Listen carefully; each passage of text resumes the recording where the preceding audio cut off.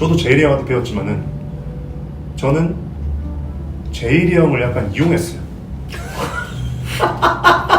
반갑습니다. 개인? 근데 이거는 좀 약간 여기서 하면 독학 어떻게 생각해?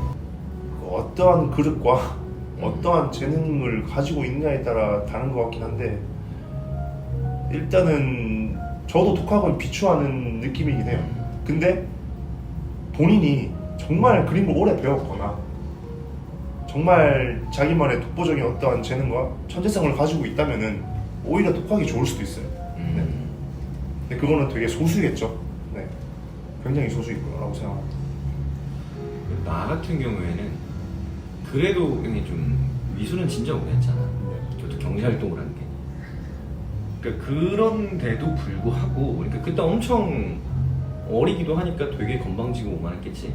그러니까 이제 혼자 시건방지게 독학을 했겠지. 근데 지금도 되돌이켜보면 가장 좀 내가 개인적으로 후회하는 부분 중에 하나야. 너무 시간을 너무 많이 소비를 했어. 소비를 너무 많이 해가지고 지금 제가 횟수로 어느덧 9년 차거든요.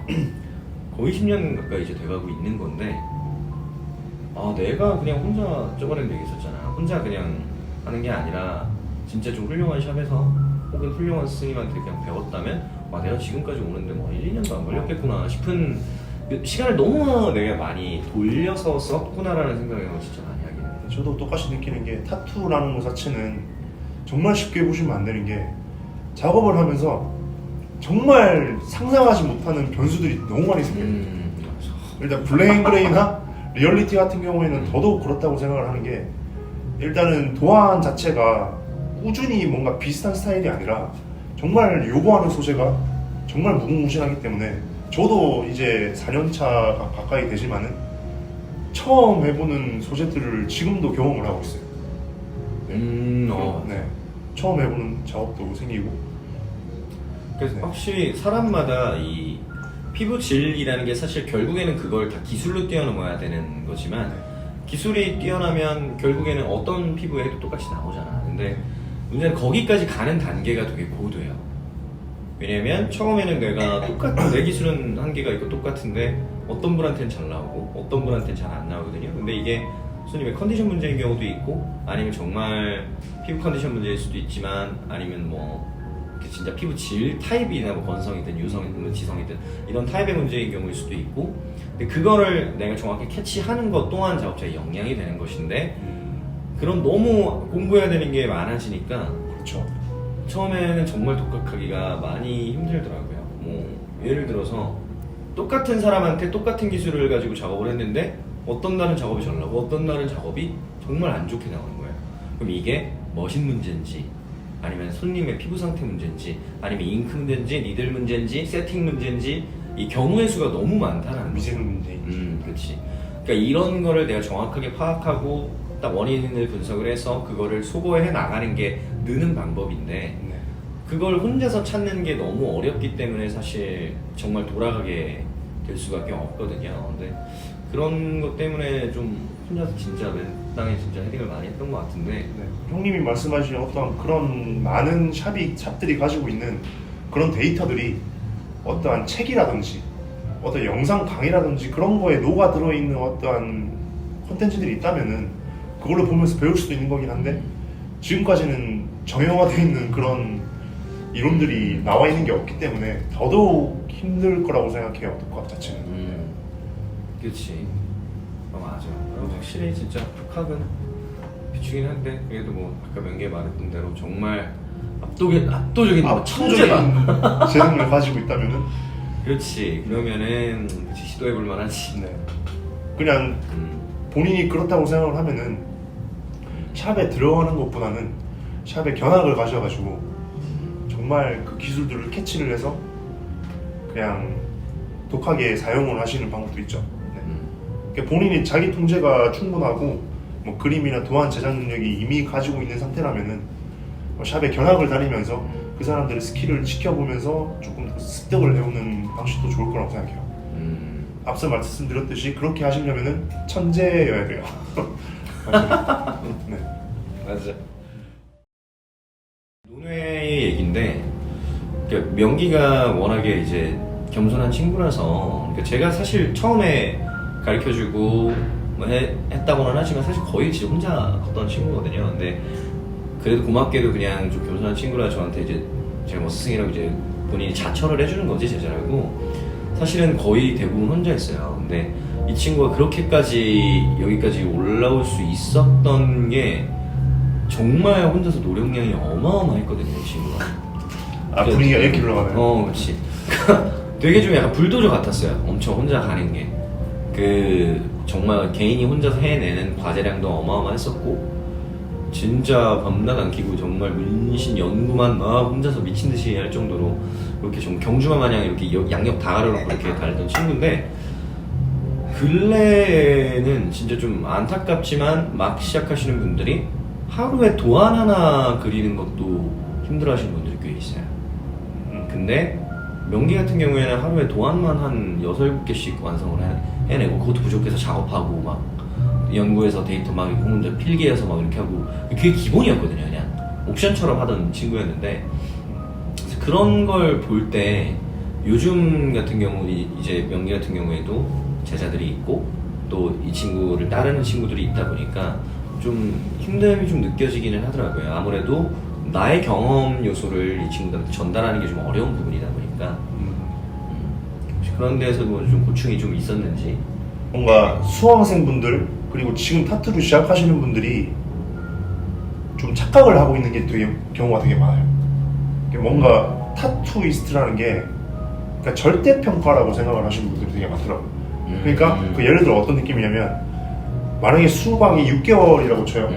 그 6개월이 끝나면은 타투이스트가 되는 건 줄 아는 분도 있고 그러니까 샵을 나와서 그림을 그리다 보면은 나는 나중에 타투이스트가 돼 있겠지라는 그런 막연한 생각.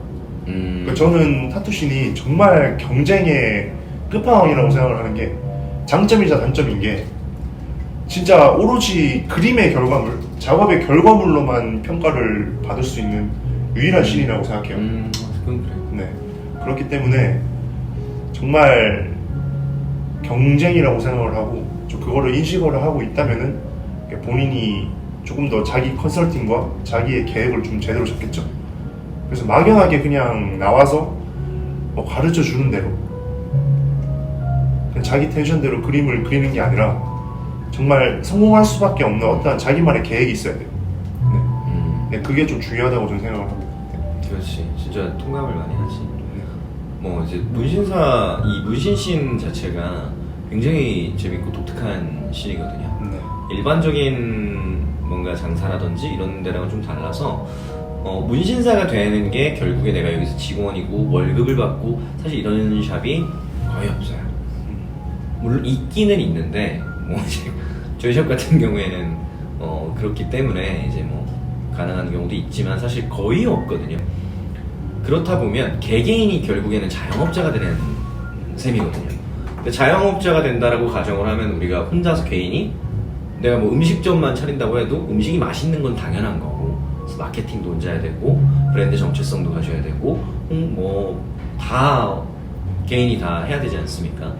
근데 그걸 다들 하셔야 되는 건데 이제 내가 이제 문신사가 됐으니까 가만히 있으면 알아서 오겠지? 라고 생각하는 경우가 너무 많아요.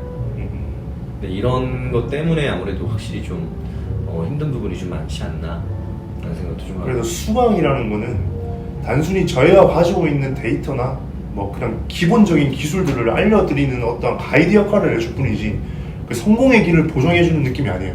그래도 수강생분들은 수강을 하실 때 뭔가 시키는 대로 이거를 배우면은 되겠지라는 그런 막연한 생각보다는 이미 자기가 계획한 걸 있어야 돼요.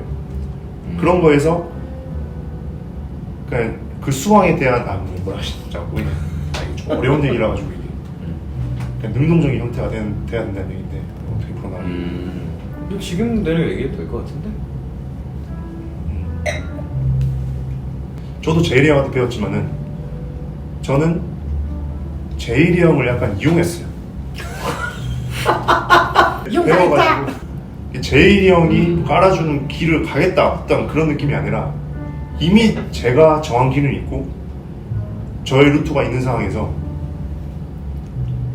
그 그 루트에서 제일이 형을 이용한 거죠. 이거 잘했어. 그냥 제일이 형이 가지고 있는 어떠한 거에서 그거를 제가 필요한 거를 가져오는 느낌이었다고 생각하시면 될 것 같아요. 근데 그게 전략인 거지, 잘한 거지. 네. 사실은.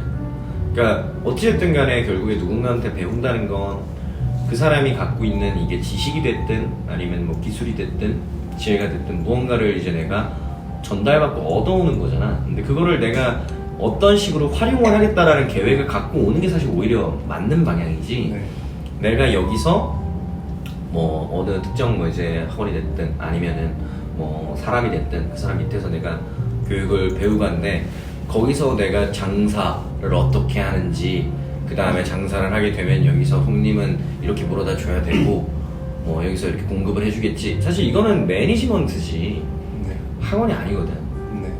네. 그건 당연한 거야. 사실 오히려 이런 식으로 오는 게 반대로 좀 더 많이 주면 안 되는 거고 네.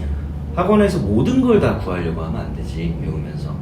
근데 너가 말한 것처럼 스스로 뭔가 좀 전략을 세우고 네. 내가 어떤 식으로 치고 올라가겠다라는 발상이 그리고 각오가 있는 친구들일수록 좀 정말 목표에 다다르는 속도도 빠른 거고. 네.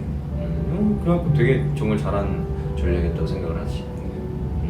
일단은 뭐 인스타 피드 자체도 자기가 올려야 되는 거고 자기가 손으로 낸 결과물을 올려서 피드를 만들어야 되는 거니까. 근데 그거를 하시려면은 조금 더 능동적인 태도가 필요할 것 같아요.